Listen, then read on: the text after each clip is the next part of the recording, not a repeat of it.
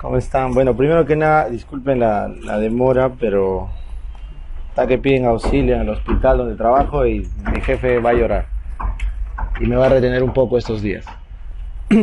Hoy día, y otra cosa, a raíz se acuerdan de la fuga del 11 que les conté el viernes, se ha reventado la bomba abajo del aire, de todo el edificio. Así que acaba de venir a hablar con el administrador, parece que va a haber problemas hoy y mañana quizás. ¿Ya? Por favor, discúlpenos por eso.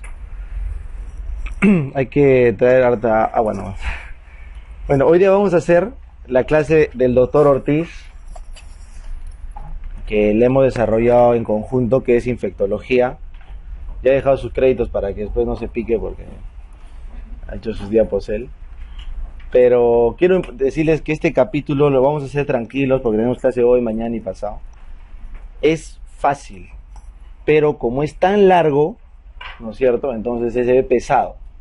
¿Ya? Pero creo que si avanzamos poco a poco como lo hemos enfocado desde años y como les recomiendo que lo enfoquen, las preguntas en sí de infecto no deben ser difíciles. El capítulo es difícil, pero las preguntas no, porque para poder hacer un diagnóstico de infecto, un médico infectólogo que necesita cultivos, ¿no? Cultivos, pruebas gold standard. Si te pusieran siempre el gold standard en la clave sería regalado, pues, ¿sí o no? Entonces lo que hacen es ponerte una clínica parecida con un datito de laboratorio así medio y ya, sospechas.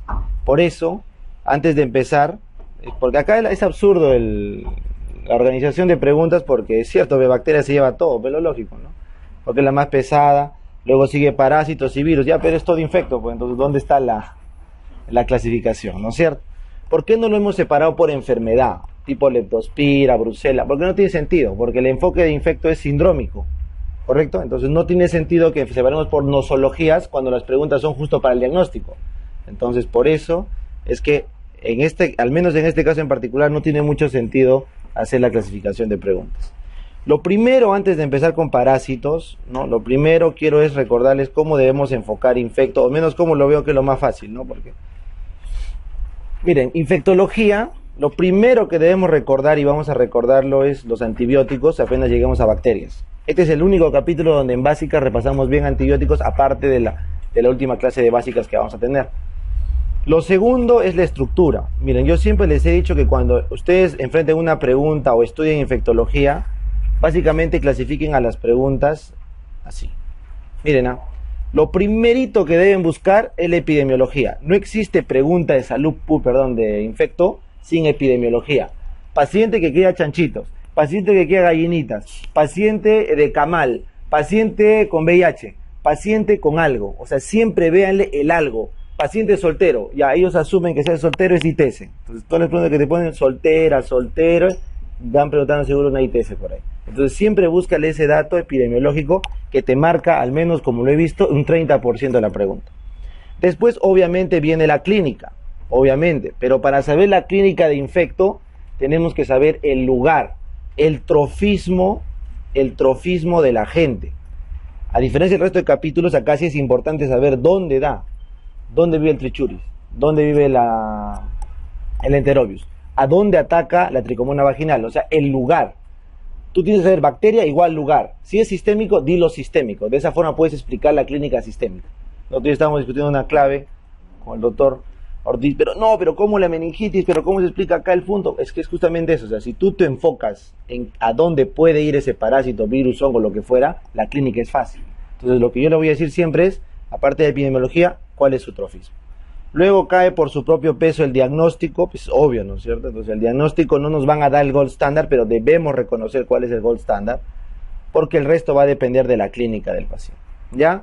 Finalmente nos preguntan en la mayoría tratamiento, sí, nos preguntan tratamiento, en general, el enfoque general, pero algunas preguntas nos pueden pedir en especial del diagnóstico, aparte del gold standard, algún medio, no sé bien que Perú es un país bien tropical, entonces acá les gusta preguntar los detalles del diagnóstico, ¿no? Entonces, aparte del gold standard, siempre les digo que cada bacteria, virus, tiene un datito adicional al parte de todo que debemos recordar. Entonces, si ustedes hacen su tabla de esto, así un balotario, como les digo a los chicos en fármaco, ¿no? Yo soy un fármaco en San Martín. Entonces, para el examen final les tomamos todos los fármacos. Entonces, ¿cómo, doctor, Dios mío, no. Sí se puede, pues, porque tú hagas desde el primer seminario, hacen su tablita con todos los fármacos y al final juntamos 48, 52, creo, y de todos saben, ¿no? Igualito, haces tu tablita con todas las bacterias, virus, y de todas vas a saber el punto hasta que ya te lo tengas en la cabeza y salga. ¿Ya, chicos? Entonces, con esa entrada vamos a arrancar con parásitos, que es uno de los que más ha venido. En esta teoría, por ser hoy día, vamos a empezar primero toda la teoría, así vamos a aburrir con teoría porque es vital, y después vamos a la pregunta, porque si no sabemos el global no podemos hacer diferencial. Yo sé que saben, estamos recordando, ¿no? Entonces si estamos haciendo un diferencial de malaria pero no hemos repasado dengue, entonces no puedo decirles ¿y qué dato le falta a dengue? ¿Qué le falta para malaria? Por eso en infecto vamos a avanzar todo el repaso, break, bueno, si nos da para antes del break, y después hacemos las preguntas, ¿ya? Entonces vamos a arrancar con parásitos. Esta es la clasificación que siempre les ponemos para que se pongan en el contexto. Estudiamos protozoarios, una sola célula, helmintos que son multicelulares y los artrópodos que tienen su estructura externa. De artrópodos lo único que viene son arácnidos, ya arácnidos y lo que hemos visto en dermatoácaros, ya, Loxoceles, Latrodectus y Sarcoptes, punto. Pero todo piojito, pediculosis, tiriasis, no. Loxo, Latrodectus y ácaro, ya eso hemos visto. Hoy vamos a repasar acá. En protozoarios el más importante de todos los géneros es el sarcomastigófaro, este de acá. O sea, de todos los protozoarios, el que más viene es este de acá, que incluye a los flagelados y los pseudópodos, ¿ya? Entonces vamos a ver uno por uno: Tricomona, Giardia, Leishmania, Trypanosoma, etcétera, que son los más importantes, ¿ya? De la picomplexa solo nos importa el plasmodio, o la malaria, ¿ya? Y de los nematodes les pido que recuerden esta clasificación, por favor. Los nematodes, los helmintos nematodes son los cilíndricos, que tienen otro manejo médico, albendazol, mebendazol, ivermectina, porque son cilíndricos. Y luego tenemos los planos, los platelmintos, yo me acuerdo plano de pla, con P de praziquantel. Entonces los planos, cestodisdrematodes, caen con otro medicamento, no es el mismo que este, por su estructura, ¿ya? Por su estructura. Y se dividen en cestodesitenias, que vamos a ver. Perdón, y trematodes, que vamos a ver uno por uno. Entonces, esta diapo en general solamente es para ubicarnos, porque al menos a mí me parecía útil cuando estaba en el pre. Decía, son parásitos, un montón. No, son 3 nomás: ácaros, helmintos y protozoarios. Punto, no hay más. Y los helmintos es gordito, planito. Ya, así de fácil. Entonces vamos a arrancar con las amebas de vida libre, que vinieron 2 preguntas, una en neuro y una en infecto. Las amebas de vida libre solamente debemos mencionarlas: Naegleria, Balamutia y Acantamoeba. Entonces, en amebas de vida libre las identificamos: Naegleria, Balamutia y Acantamoeba. Según nuestra estructura, recuerdan, epidemiología, ¿qué te tiene que decir para ameba de vida libre? Nadador de laguna, le gustó el circuito de aguas y se metió pues ahí a la cocha del medio, o se metió a la huacachina a bucear. O sea, nadador de lagunas, de lagos de aguas estancadas, ¿correcto? Epidemiología, puede ser joven, anciano, niño, no nos interesa. Check. ¿Cuál es el trofismo de la ameba de vida libre? ¿A dónde va? Al sistema nervioso central, ¿no es cierto? A las meninges y al encéfalo vía las mucosas. Entonces, ¿el paciente qué clínica va a ser? Meningoencefalitis, correcto. La mayoría son agudas. La Acantamoeba es la única que te puede cronificar la meningoencefalitis, pero las 3 en la mayoría son agudas, mortales, fulminantes. O sea, el caso que, y sin tratamiento, así que no hay más que hablar. Mortales, agudas, fulminantes porque son muy rápidas y sin tratamiento. O sea, el paciente simplemente nadó, le dio fiebre, cefalea y se murió. Así es el caso. No hay mucho que discutir acá, ¿ya? Está fácil. Hay algún intento de manejo con carbapenems, con anfotericina B, pero ese es para el dato. Ya cuando ustedes estén en medicina interna, ya eso lo hacen, ¿ya? Puedes darle metro también, pero no responde. Tercer grupo, estamos empezando con los papayitas, ¿ah? Los coccidios, Isospora belli, Cyclospora cayetanensis, Cryptosporidium parvo, ¿ya?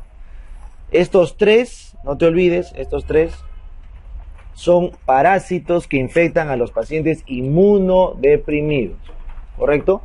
Si el criterio de diarrea crónica mayor a 4 semanas define un criterio SIDA, es solo cuando en el frotis o en el examen de fresco se encuentra Ciclospora, Cryptosporidium o Isospora. ¿Ya, chicos?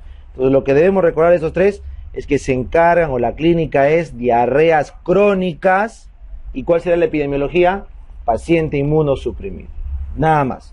Tú ves una diarrea crónica en un paciente inmunosuprimido, sospechas isospora, ciclospora o criptosporidium. ¿Ya? Y esto, chicos, va a generar que el paciente haga wasting syndrome por malabsorción, etcétera. Y el gold estándar diagnóstico, como ves acá, copro. O sea, en todos los parásitos,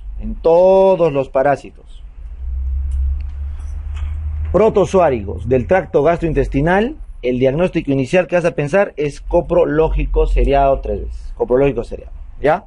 ¿Por qué? El único que va a diferir de esto es básicamente la Giardia. La Giardia, que ahora su gold standard es el IS. ¿Te das cuenta? Todos copro. Y finalmente el manejo es con Bactrim. Bactrim. Y en este caso, nitazoxanida, pero también podemos dar Bactrim, ¿ya? Entonces, otro dato que podemos recordar: todos los pacientes con protozoarios unicelulares tracto gastrointestinal del tipo Coccidias y Giardia arrancan con Bactrim, cotrimazole. Este también va con cotrimazole, pero primera línea es nitazoxanida. Punto. ¿Ya? Eso es sencillo. ¿Ya? Muy bien. Ahora pasamos al siguiente. Ahora sí vamos a subiendo de nivel. Leishmania. En Leishmania, ¿qué debemos recordar, chicos? Por favor, ayúdenme. En Leishmania debemos recordar epidemiología. El paciente con Leishmania tiene que estar en una zona donde esté ¿su vector cuál es? L de lutzomía. No te olvides. Leishmania con L de lutzomía. Bartonella con doble L de lutzomía. Entonces, donde está la lutzomía verrucaru, la titira blanca, la titira manta blanca, que es el flebótomo que transmite la lutzomía, ahí va a estar. ¿Y dónde está esta? Puede estar en los valles andinos o en los valles de la selva. En cualquiera de los dos valles, ¿correcto? Selva alta o andinos, podemos encontrar a la Aedes, al flebótomus lutzomía, que transmite la leishmania, ¿correcto? Entonces, cualquier paciente, niño, adulto, viejo, anciano, lo que fuera, pero que esté expuesto en esta zona, es epidemiología para leishmania. Siguiente, trofismo. ¿A dónde va la leishmania? Eso es importante. La leishmaniosis, miren, el ciclo biológico, el paciente es infectado por el parásito, miren cómo entra con el vector, ¿no es cierto? Y antes de entrar se va a llamar promastigote. Esa es la primera pregunta. La leishmania antes de infectar, o su forma infectante en el mosquito, es el promastigote móvil. Promastigote. ¿Cuál es su trofismo? Recordemos, vive en los macrófagos. Su trofismo es los macrófagos. Sí, yo me acuerdo, leishmania es macrófagos, ya. Pero como entra en una picadura de la piel, ¿cuál será el primer macrófago que va a infectar? Los de la piel, pues, ¿no es cierto? Al Langerhans, que está en la piel. Entonces, la clínica inicial de la leishmania es una úlcera. Úlcera, ¿verdad? Todo es lógica. Yo en efecto trato de no memorizar porque no tendría mucho sentido. Porque hay fisiopatología. Es una úlcera. Si infecta macrófago, ¿qué tipo de reacción inmunológica será? 1, 2, 3, 4. 4, ¿no es cierto? Porque es la vía TH1 con presentadores de antígenos. Entonces va a ser una úlcera granulada. Va a granular. Y no va a ser de un día, pues. Va a ser crónica, ¿no? Porque es una úlcera con respuesta de tipo 4. Entonces, la lesión cutánea, la UTA es una úlcera granulomatosa, poco dolorosa, crónica, recidivante. Ya está. Cuando entra en el macrófago ya no necesita el flagelo y se transforma en amastigote. Entonces, ¿cuál es el dato que deben recordar en leishmania? Leishmania infecta en promastigote y se queda viviendo como amastigote. Ese es el dato que debemos recordar acá, ¿ya? Pasado un tiempo, ¿qué pasa con la tuberculosis del macrófago? ¿Dónde se va? A los ganglios, ¿no es cierto? Igualito a la leishmania, los macrófagos se va a los ganglios y se disemina. Y si tu cuerpo lo controla, en buena hora. Si no lo puede controlar la leishmania, y eso ocurre con la leishmania donovani, que es una leishmania del viejo mundo, que acá no hay solo en Brasil, se va con todo y prolifera dentro. ¿Dónde proliferan los macrófagos? ¿Dónde maduran? ¿Cómo se llama ese sistema? ¿Se acuerdan el RES? Sistema retículo endotelial, ¿no es cierto? El vaso, el hígado, la médula ósea. Entonces, ¿dónde creen que la leishmania donovani hace su fiesta cuando se va con todo? En el vaso, hígado. Entonces, ¿cuál es la clínica del paciente con leishmaniasis visceral? hepatomegalia, esplenomegalia y pancitopenia. ¿Algo que memorizar? Vas a poner triadas de medicina. Hepatomegalia, esplenomegalia y pancitopenia, ese es en... No, simplemente va al res, destruye el res, hace crecer el vaso, el hígado y destruye la médula. Punto. Es el Leishmania Donovan. ¿Ya? Y finalmente, como no está la Leishmania brasiliensis, que Carlos resaltó John, la brasiliensis, pero toda la peruviana, no, pues, hay más brasilienses que peruvianos. No te olvides que nosotros, si fuera por la selva, seríamos más Brasil que Perú, ¿no es cierto? Si toda la selva fuera de Brasil. ¿Ya? Entonces, la Leishmania brasiliensis, toda la epidemiología de Brasil se corre hasta la Amazonía nuestra, ¿ya? Entonces, la Leishmania brasiliensis, como ves acá, es el agente más importante en Perú. Y como no le da la fuerza patogénica, para ser visceral, simplemente se queda, pero si el paciente cronifica, ¿qué pasa cuando cronificas TB mucho tiempo? Estás infectado y no resuelves y cronificas. ¿Cómo se llama esa reacción que tu cuerpo hace contra una infección crónica? Una reacción anafilactoide tardía, ¿ya? O sea, tu cuerpo hace autoanticuerpos contra ciertas partes de tu cuerpo porque tiene una bacteria metido un bicho, ¿no? Entonces, ¿cómo se llama esa leishmania subaguda acrónica secundaria a una UTA maltratada? La mucocutánea o espundia. La espundia es la leishmania crónica o subaguda producto de una UTA maltratada por autoanticuerpos que tu cuerpo hace contra diversas partes por culpa de estar infectado con una leishmania. ¿Cuál es el lugar donde esos anticuerpos destruyen más? En la espundia, los cartílagos de la vía respiratoria alta, ya no digamos nariz, porque es cierto, pero tiene la ñata así medio plano, así hasta se puede caer, pero eso no quiere decir que eso sea, es los cartílagos, el cartílago, el tabique blando, el tabique cartilaginoso se rompe, vas avanzando, las coanas atrás se rompen, se lisan, vas bajando y cuando llega a la laringe muere, por eso la espundia es mortal, cuando ya baja la reacción inflamatoria. ¿Está bien? Entonces, segunda conclusión, la leishmania maltratada espundia. Con eso tienes clínica, tienes epidemiología, tienes el datito y me falta el gold standard. ¿Cuál creo que es el gold standard en la piel? Tengo ahí el amastigote, ¿qué tengo que hacer? Biopsia, ¿no es cierto? Mira, ¿la piel vas a cultivar? ¿No? ¿Piel o cultivo? No, no es cierto. Tampoco hemocultivo. ¿En quién harás hemocultivo? En la visceral, ¿no es cierto? La visceral se hace hemocultivo, lógico. En la piel se hará biopsia. ¿Y cómo haré en la espundia? El pato ya no tiene cuta. Suta fue el 2014 y ahora está con la nariz que se le cae. ¿Qué tengo que hacer como médico? Demostrar que la primoinfección por leishmania hace tiempo, ¿no? No tiene ni una UTA, pero se le está cayendo la nariz por espundia. Voy a biopsiar el tabique, voy a biopsiar la nariz. Podría, ¿no? Pero ¿qué es más fácil? La intradermorreacción de Montenegro, muy bien. La intradermorreacción de Montenegro es como el PPD. El PPD ve que has tenido TB antes. Al menos infectado, no sé si sintomático o no, pero infectado. ¿Y qué hace Montenegro? Montenegro ve si es que has tenido leishmania. ¿Está bien? Entonces, con eso pasan esta lámina. La Donovan y calza el calazar visceral que les dije.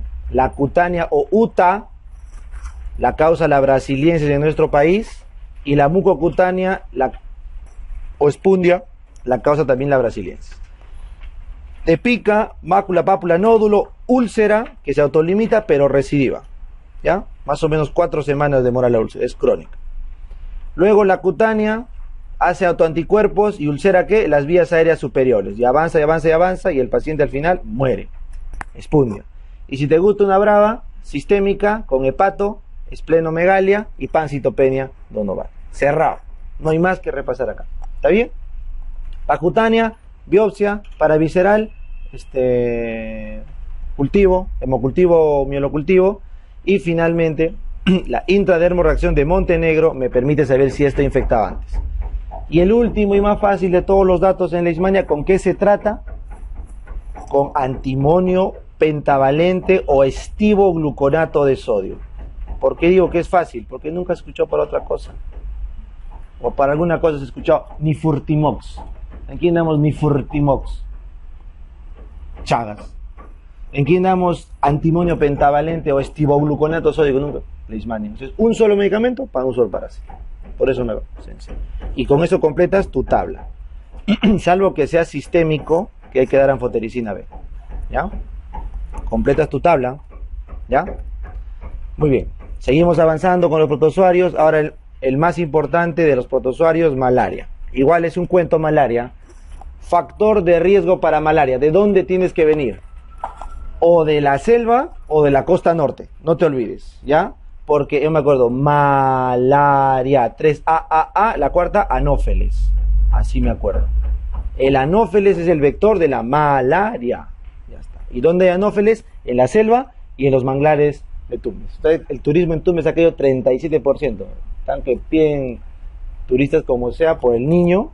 Un tercio ha dejado de ir. 35 millones ha perdido Tumbes por culpa de este niño. ¿Ya, chicos? El anófeles, ni siquiera por el Aedes, pero lo que recuerden es que Tumbes es una ciudad, es una región muy tropical, ¿ya? Primer dato entonces, factor de riesgo, vivir ahí. Segunda pregunta, ¿cuáles son los gérmenes de los parásitos de la malaria? Todos sabemos, Vivax, Falciparum, malaria y ovale. ¿Qué debes memorizar? ¿Cuál es el que hace la fiebre más larga? La cuartana. El que tiene el nombre más largo. ¿Cuál tiene el nombre más largo? Falciparum no va a ser. Falciparum sabemos que es la terciana, ¿no? Entonces, malariae, el nombre más largo, obviamente que no es el falciparum, es el que hace la cuartana. El resto que hace, terciana. Ya está. ¿Cuál es el más maldito? Todos sabemos, falciparum, ahí no hay que hacer mnemotecnia, todos sabemos falciparum. ¿Y qué mnemotecnia le sacamos al Vivax? Vivax es vivo porque es el único que se queda escondido en el hígado. El único que hace hipnozoitos y por ende requiere tratamiento crónico, no crónico, sino ampliado con primaquina, es el Vivax. Porque el vivo se queda durmiendo en el hígado. Hace hipnozoitos. ¿Está bien? Y ovale no hay acá. Acá no hay ovale. Ovale no hay. ¿Ya? No hay ovale. Bueno, entonces con eso te acuerdas. Los tipos de malaria, tenemos la epidemiología, el tipo de malaria. Ahora vamos al tropismo. Para hacer la clínica de un paciente, ¿qué requiero? Tropismo, ¿no es cierto? Tropismo. Entonces, ¿cuál es el tropismo de la malaria, del plasmodium? ¿Qué come? ¿Qué come? ¿De qué vive? De hemoglobina, de sangre. Entonces, su tropismo es las células que tengan el grupo M. Entonces, su tropismo es las células sanguíneas. Sin embargo, en su paso tiene que pasar por el hígado, por eso todo su proceso, su ciclo, que no lo han preguntado, lo vamos a repasar al toque. El anófeles nos pica y ¿qué nos mete? Las esporas. Las esporas son la fase infectante. Una vez que entran las esporas en la fase infectante, se van al hígado 40 días, y ahí concentran y forman el esquizonte hepático. El esquizonte hepático, ¿ya? El esquizonte hepático, chicos, es una forma sexual de reproducción. Se caen.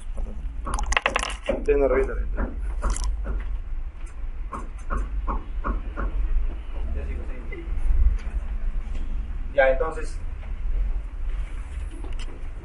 el esquizonte, como ven ahí, es la forma sexuada que demora 40 días. Por eso, chicos, ¿por qué les hago recordar 40 días?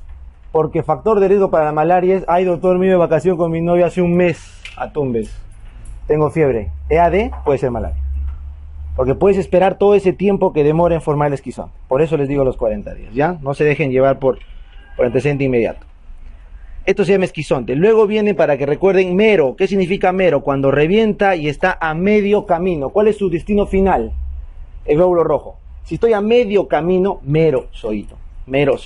¿Correcto? Y cuando ya llego a mi destino y me como su hemoglobina, ¿qué cosa es comer? Trofo. Fago es comer también, pero trofo es justamente la alimentación natural. Entonces, trofozoito es el maduro que está en el lugar donde va a vivir de adulto. Entonces, el trofozoito ya está en el glóbulo rojo. Ya hasta acá está correcto. Finalmente, si el paciente revienta porque se forma otro esquizonte, hace la lisis. La lógica nos dice que cuando hay la lisis hay la fiebre, la lactato se dispara, el paciente hace anemia hemolítica, hace ictericia, la clínica está cantada, ¿no es cierto? Una clínica anémica ictérica, ¿no es cierto? Una clínica de anemia hemolítica ictérica. Está fácil. ¿Cada cuánto? Depende de 48 horas o 72 horas. ¿De qué va a depender eso? Del tipo de plasmodium. ¿Ya, chicos? Entonces, con eso hemos terminado la primera parte, que es la etiología. Finalmente, vamos ahora, ya está en la clínica, tienes el dato, epidemiología, ahora vamos al diagnóstico. ¿Cómo yo sé que tengo un parásito en la sangre? Por examen de sangre. Entonces, ¿yo cultivo? No, no es necesario. Basta con la gota gruesa La gota gruesa es el gold standard diagnóstico de la malaria en nuestro país, porque en África se usa la lactato deshidrogenasa de Plasmodium. Es una reacción rápida, porque hay tanto en África, hay tanta malaria que no hay tanto tecnólogo para ver la gota gruesa. Entonces cualquiera le hace su tira y diagnostica, ¿correcto? En un contexto de epidemiología. Pero acá hacemos gota gruesa. La gota gruesa nos dice hay o no hay parasitemia por malaria. ¿Ya? En cambio, ¿cuál es el diagnóstico etiológico, chicos? Eso recuerden, etiológico, es con frotis. Si yo quiero ver cuál es el agente que está causando eso, frotis. Porque la gota solamente me dice hay o no hay parásito. ¿Y qué me dice el frotis? ¿Qué parásito es? ¿Ya? Entonces, por si acaso, si vienen las preguntas de San Marcos Antiguo, están así. El gametocito del falciparum tiene forma de platanito. ¿Ya? El falciparum tiene forma de platanito. Su gameto es un platanito. No creo que sea difícil de acordarse, ¿no? Del más bravo, su gameto es un platanito. Y el vivax, él sí es redondito. ¿Ya? Entonces, si eres plátano, él es redondo. El resto no es necesario acordarse porque es raro o no hay en Latinoamérica. Y el último dato que les puede interesar, ¿cuál es más bravo, falciparum o vivax? Falciparum. Por lo tanto, ¿cuántos crees que crezcan en un glóbulo rojo de falciparum? ¿Uno o varios? Varios. Entonces, más de un trofozoito, ese es falciparum. Un solo trofozoito en glóbulo rojo, ese es vivax. ¿Correcto? Y finalmente, el último dato, ¿por qué es más bravo el falciparum? ¿Porque así lo quiso Dios? Sí, pues cierto, pero ¿por qué? ¿Cuál es la lógica? Porque tiene enzimas que adhieren a los glóbulos rojos, mira, adhieren a los glóbulos rojos entre sí y forman rosetas. Esas rosetas taponan los vasos chiquitos. ¿Qué pasa cuando taponan los vasos chiquitos en cerebro, en riñón, en hígado? Infarto. Entonces toda la clínica de la complicación de la malaria falciparum es por microinfartos de hígado, de riñón y del sistema nervioso central. Microinfartos, la fisiopatología, ¿ya? Y finalmente, ¿cuál es el que te da más anemia, el vivax o el falciparum? El falciparum. ¿Y por qué más anemia? Pero si los rolos, eso no mata el glóbulo rojo. Porque el falciparum es buen pobre, no distingue nada. Come desde reticulocitos hasta el más viejito de 120 días. ¿Correcto? En cambio, el vivax solo come a los viejitos. 120, 100. Y los glóbulos rojos ya están bien cochitos, ahí boom, les ataca. En cambio, el falciparum, todo, desde reticulocito hasta 120. Por eso te da la anemia más severa, el falciparum. ¿Ya está? Muy bien, entonces tienen el dato, la clínica, tienen el gold standard. Ahora vamos al tratamiento, ¿ya? Entonces, eso es todo lo que hemos conversado acá. Por favor, está acá. Vamos al tratamiento. Esta lámina solamente es para el tratamiento. Lo único que me importa acá es que aprendan el tratamiento. Según la guía del MINSA, el Vivax, que es el más suave, todavía puede caer con cloroquina 3 días y primaquina 7 días. Y esto es pregunta de examen. ¿Por qué la primaquina hay que darse en el Vivax? Porque mata la forma hepatocítica, ¿no es cierto? El hipnozoito muere con primaquina y el resto mueren con cloroquina. Pregunta de examen, ¿ya? Por eso al malariae basta con una dosis de cloro y prima y no más, porque no hace hipnozoito. ¿Está bien? Eso es pregunta de examen, ¿no? Doctor, y si estoy por falciparum, depende. En la costa norte, aunque esto ya lo están por cambiar, en la costa norte todavía se usa sulfadoxina, pirimetamina, artesunato.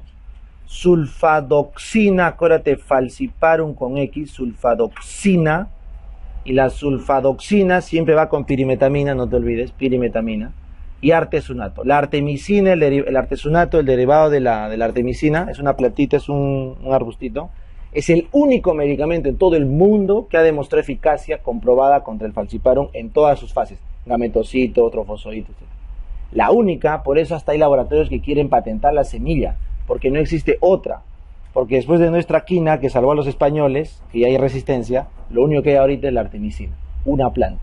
Chicos, así que para todos los que dicen, no es ese médico herbolario, no sabe nada, las pastillas más importantes vienen de plantas, ¿ya? Por si acaso. Entonces, la artemisina no es más que una modificación de la hoja que siempre es el sur. ¿Viste?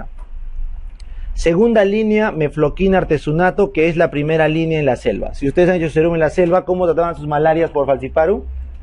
Nos mandaban en UCI al helicóptero, al posta, porque tú un falciparum en un 1.4, 1.3 no puedes, tiene que ser en un lugar porque tienen alto riesgo de clínica neurológica.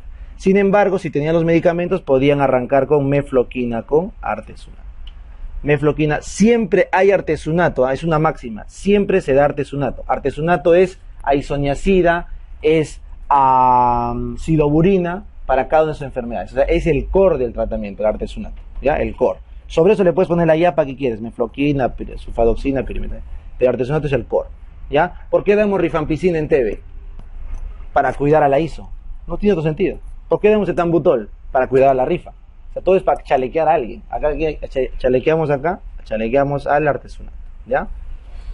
Finalmente, acá yo les ha puesto los esquemas de profilaxis, pero bueno, acá nadie va a ser médico de gringos, ¿no? Ay, doctor, me estoy yendo a Perú, ¿qué tengo que tomar para la malaria? No, ¿no es cierto? Y igual nosotros no tomamos profilaxis y vamos a ir a la ciudad de Tumbes, a la ciudad de Iquitos. ¿Cuándo tomamos? Cuando vamos a Selva Virgen, ¿ya?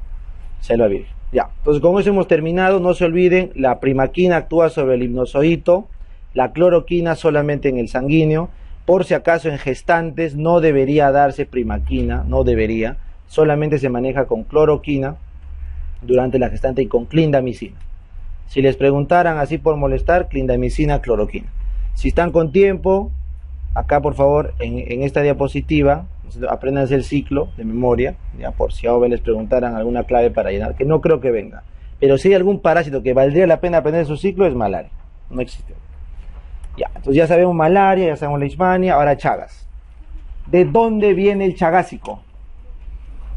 De Arequipa, Hilo, Moquegua, Tacna, el suroccidente del país. Ese es el dato epidemiológico. El chagásico que tiene Chagas viene del Perú, de Arequipa, de Moquegua o de Tacna, ¿no?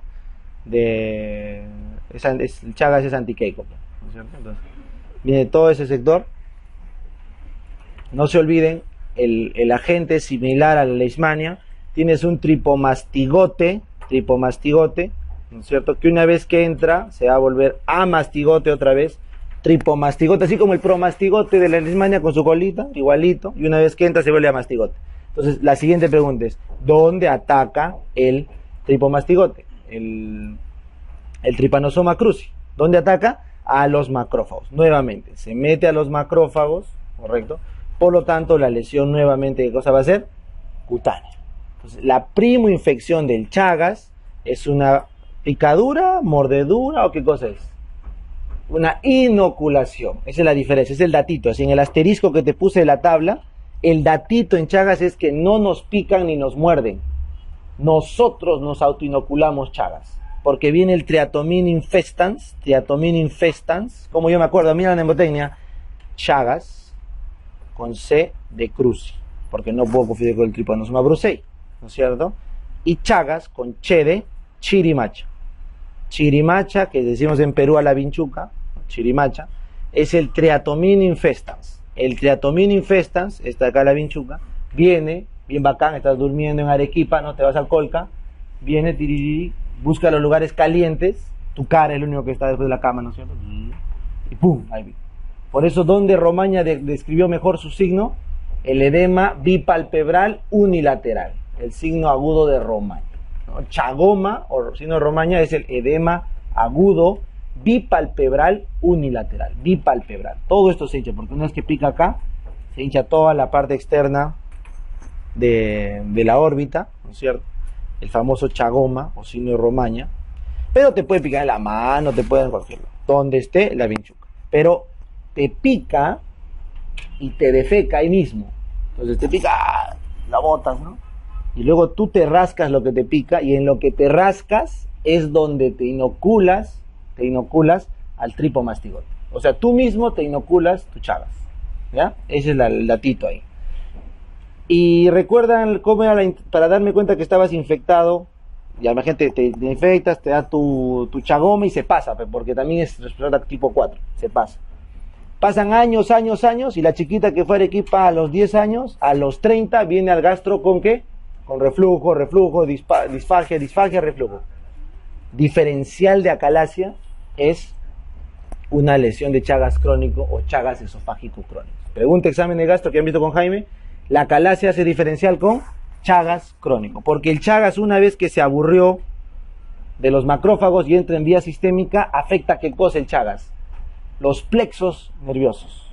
Entonces te da megatodo, megacolon, megaestómago, megaesófago, cardiomegalia, afecta a los plexos nerviosos y eso causa problemas en las vísceras que tienden a dilatar crónicamente. Entonces, ¿tú qué vas a hacer? Doctor, biopsia de píloro, biopsia de... ¿No?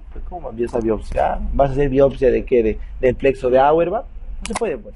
Entonces, para tú demostrar que el paciente está crónicamente infectado por Chagas, ahí sí se toma exámenes sanguíneos. Miren acá, el diagnóstico es tripomastigote en gota gruesa con Giemsa en la aguda, cuando está con chagoma, ahí está el chagoma. Y en la crónica hay que hacer ELISA, para demostrar que tenemos en algún órgano el Chagas. Sin embargo, chicos, quiero aprovechar para decirles, como estamos en Perú, nos gustan ver las cosas así tropicales. Entonces, un médico misión, no tiene ELISA, ¿qué será eso? Pero está en su instituto tropical en Iquitos y te puede hacer diagnóstico de Chagas. ¿Cómo lo hace? Te trae una vinchuca virgen así, pito, que nunca ha visto, no conoce a un humano, ¿no es cierto? Y seno diagnóstico, muy bien. Entonces, el dato que tienes que aprender en Chagas es el seno diagnóstico. El médico te trae una vinchuca que no está infectada, te la pone en una cajita bien bacán y la deja ahí esperando a que te pique.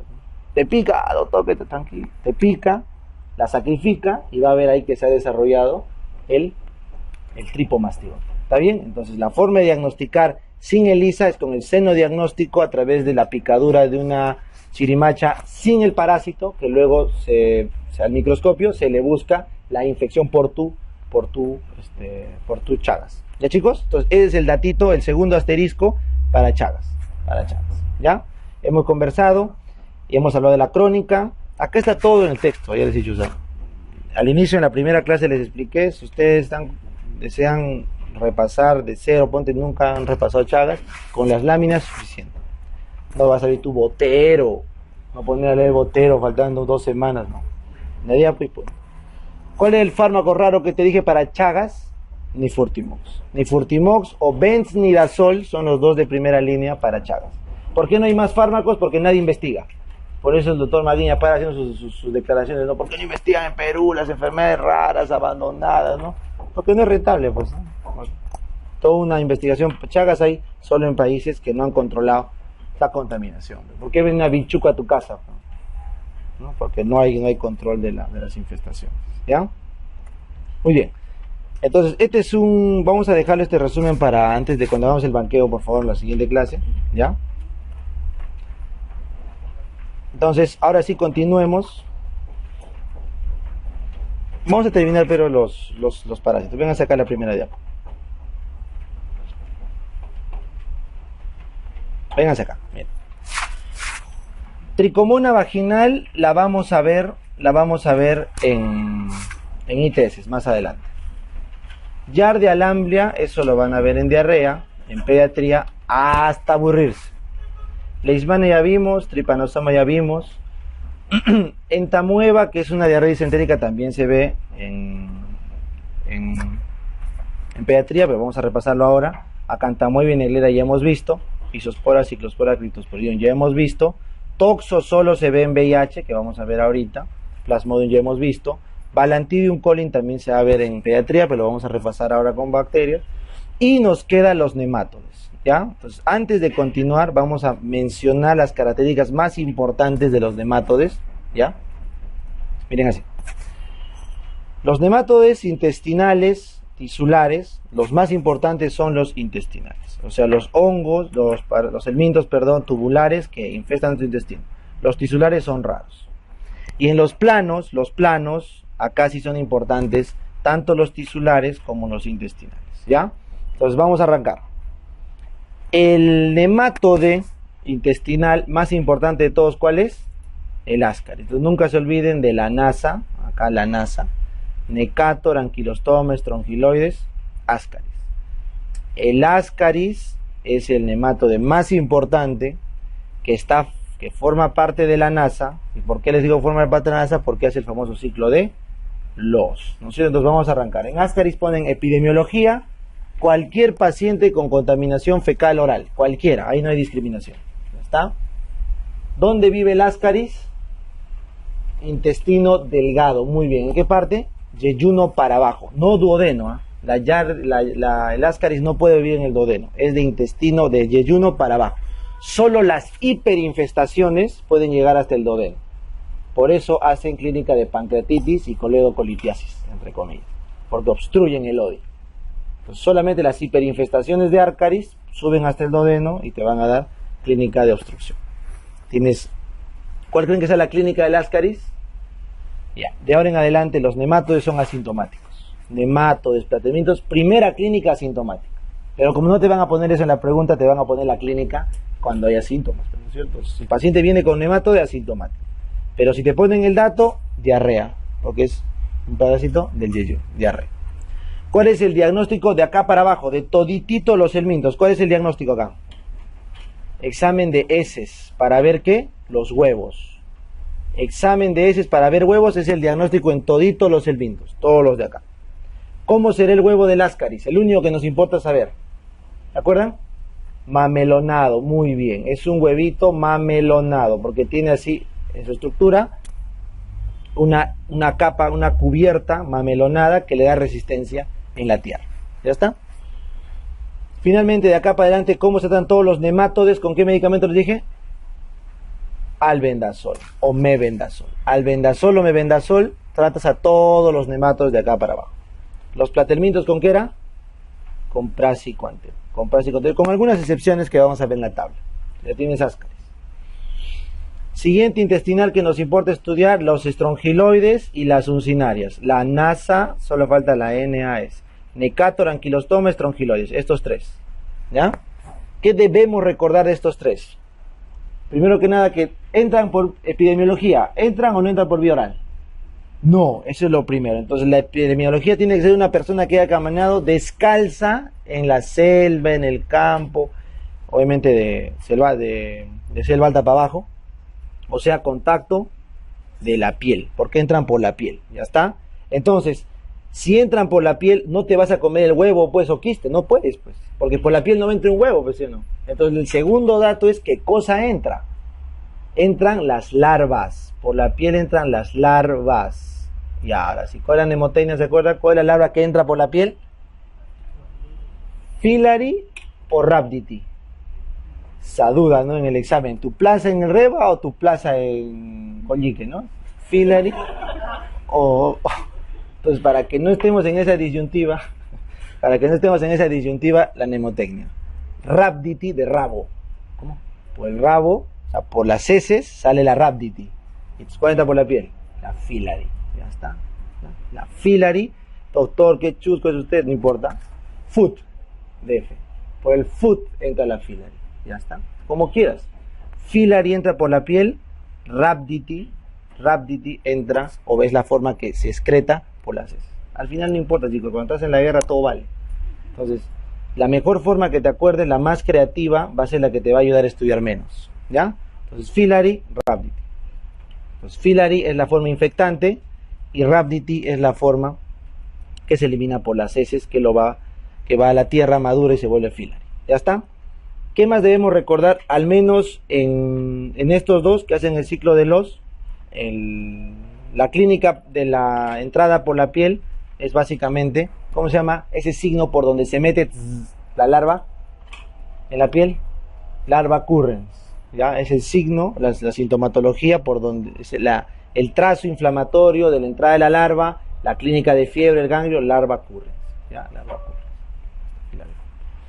Finalmente hacen el ciclo de los, por eso van a ir al pulmón, igual que el ascaris, y te pueden hacer, ¿cómo se llama la neumonía que vamos a ver mañana en el pulmón?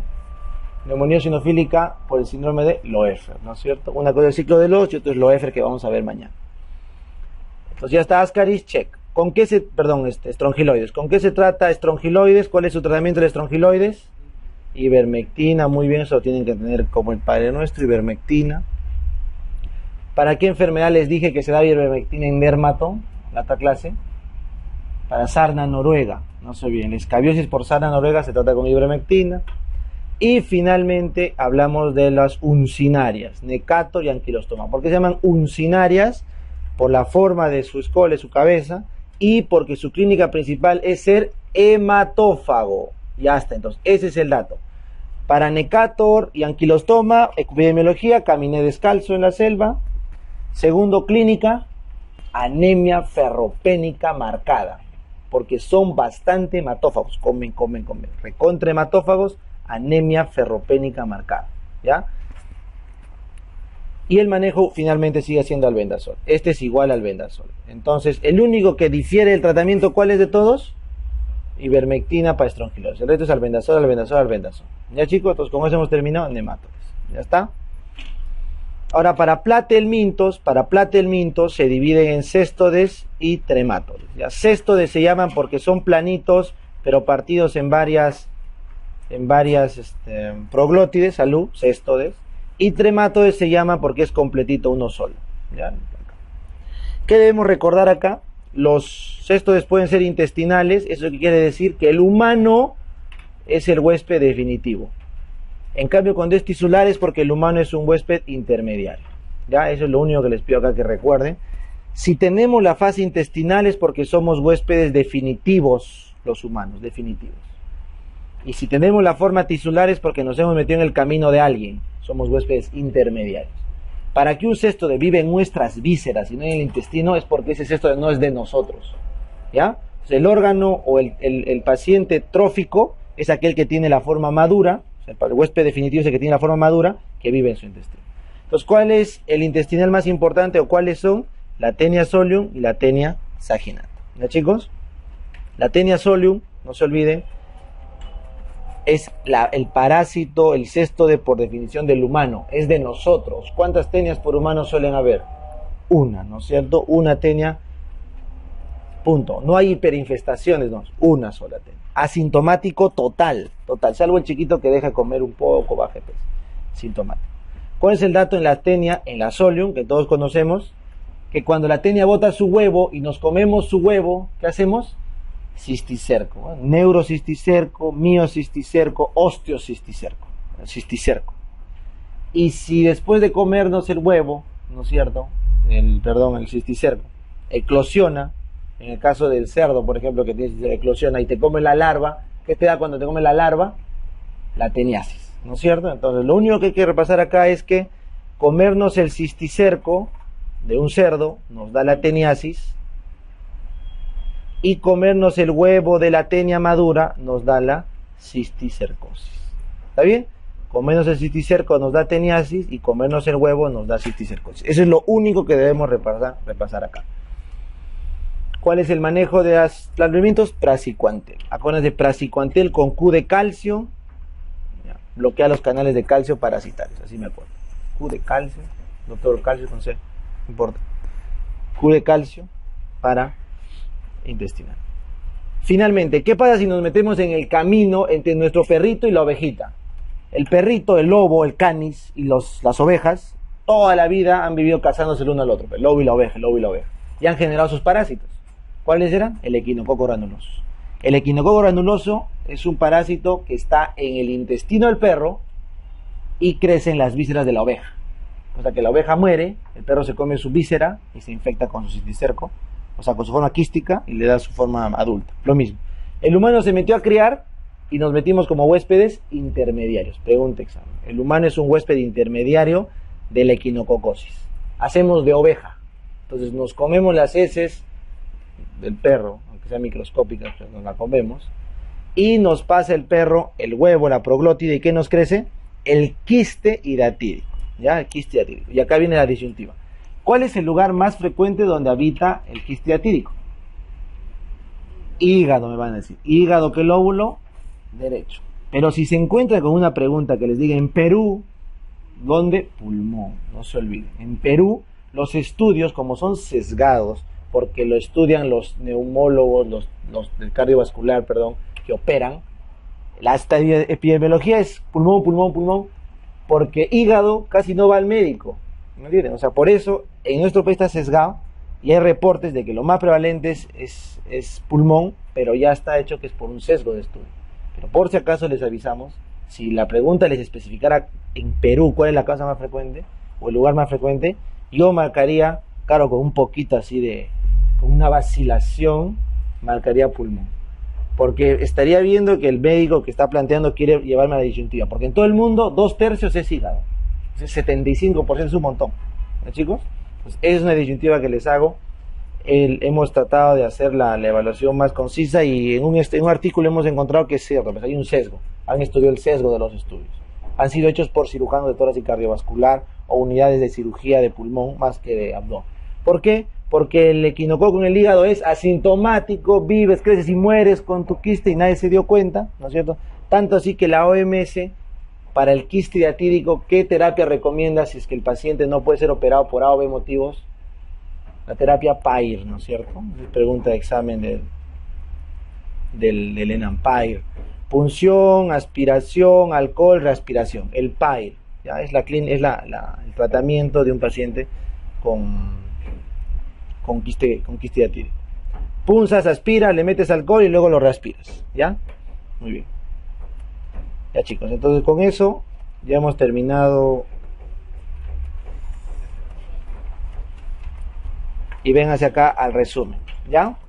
Este es un resumen de lo que hemos conversado, quiero que lo tengan claro. ¿Cuál es el nematodo más pequeñito? El nematodo de gusano estrongiloides, ¿correcto? Este es el intestinal que hemos estudiado, ¿ya? Es criterio SIDA, no se olviden, es criterio SIDA, si es que hay hiperinfestación. ¿Cuál es el cesto de más pequeñito? Nana, pregunta del ENAM, nana. Los segmentos por piel, estrongiloides y uncinarias, muy bien, ¿qué cosa entra? Entra la rhabdity, la filariforme. La filariforme entra por el foot, por el pie, ya está, si te acuerdas. El platelminto trematoide, bueno, esquistosoma no hay acá, esto lo vamos a ver en Japón. El minto que ingresa por picadura de mosco, si te preguntaran, ¿hay algún gusano que entra por un mosco? Sí, la filaria, ya que te da la oncocercosis. La filaria, elefantiasis. Pero acá no da. Ciclo de los, ¿quién hacían? La NASA. Doctor, no me gusta la NASA, USA. Igual. U de uncinaria, estrongiloides ascaris, o divide las uncinarias en dos, necator y anquilostoma. ¿Cuál no hay mucho en Perú? ¿Necator o anquilostoma? Anquilostoma no hay acá. Necator americano hay acá. Necator americano. ¿Ya? ¿Y qué es el síndrome de Loeffler? Es la neumonitis eosinofílica migratoria transitoria del pulmón que vamos a ver mañana. Es cuando pasa tu gusano y te hace neumonitis eosinofílica transitoria. Loeffler. El más frecuente, ascaris.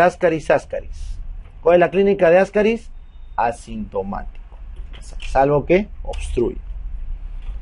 El helminto que anemiza, el más importante, la uncinaria, porque es hematófaga. Anemia ferropénica severa, la uncinaria. Paciente de Jaén, paciente de Chachapoyas, paciente de Oxapampa, con lesiones en la piel y anemia, ya está. Ese es un rosario, es un salmo. Ese es uncinaria. ¿Ya, chicos? Selvático, con lesiones en la piel y anemia ferropénica. Claro que médicamente por ningún lado sospecharías de inicio, ¿no? Pero para fines de pregunta, esa es la. Trichuria, preguntan en pediatría, se lo van a ver con John, ¿no es cierto? Da disentería y por eso da ferropenia. La trichuria da disentería y por eso da ferropenia. Por eso. Y también te puede dar prolapso. Ya, eso es pregunta de pediatría. Prolapso rectal. Trichuris. Difilobotrium, es raro. Los difilobotrium, ¿por qué nos da?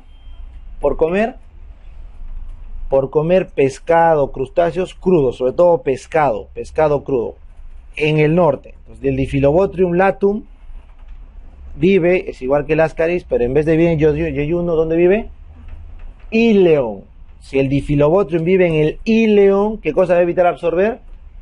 La vitamina D. Y nos daba la anemia megaloblástica carencial por Difilobotrium. A ver, repasemos, chicos, en el ileón. ¿Qué nos preguntan del ileón? Ahí están las placas de Peyer, ¿correcto? Yo creo que es fácil. No, bueno. ¿Cuál es la célula de la placa de Peyer que preguntan? ¿Cómo se llama la célula en la puntita de la placa de Peyer? Célula M. La célula M captadora de antígenos. Preguntas básicas. Placa de Peyer.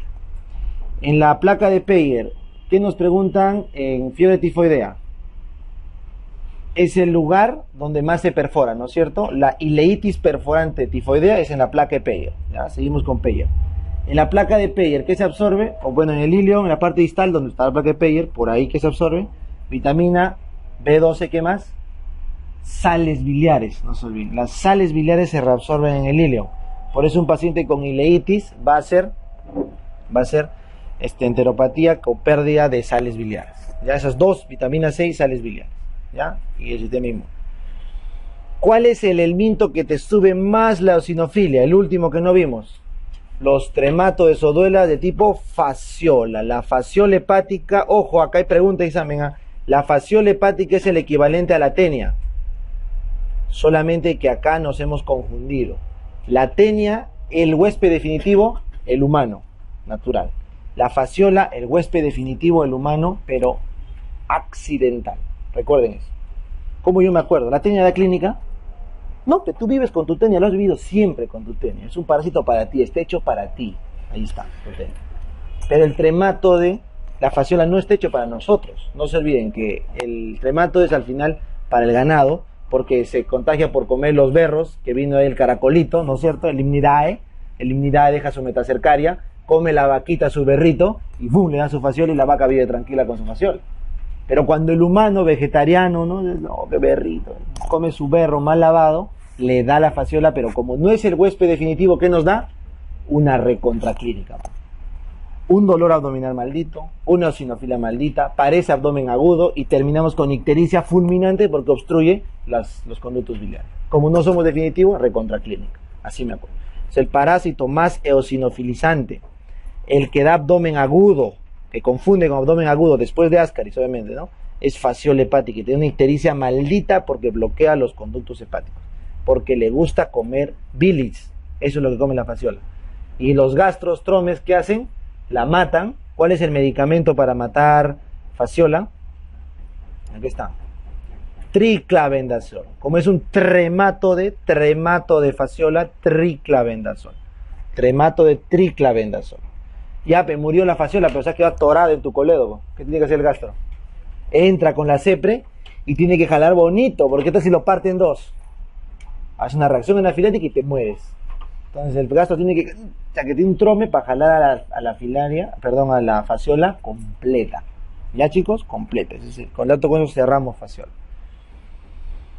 ¿Con qué caían los nematodes? Todos con albendazol. ¿Salvo quién? Strongyloides con ivermectina. Cerrado. Bueno, esto lo pasamos. Los planos, ¿con qué caían?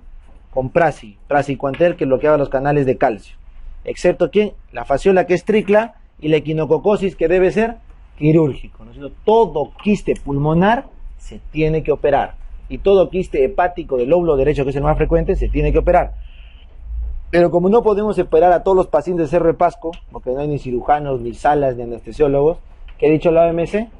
PAR. Entonces la segunda opción, si no es quirúrgico, PAR. Punción, aspiración, alcohol, respiración.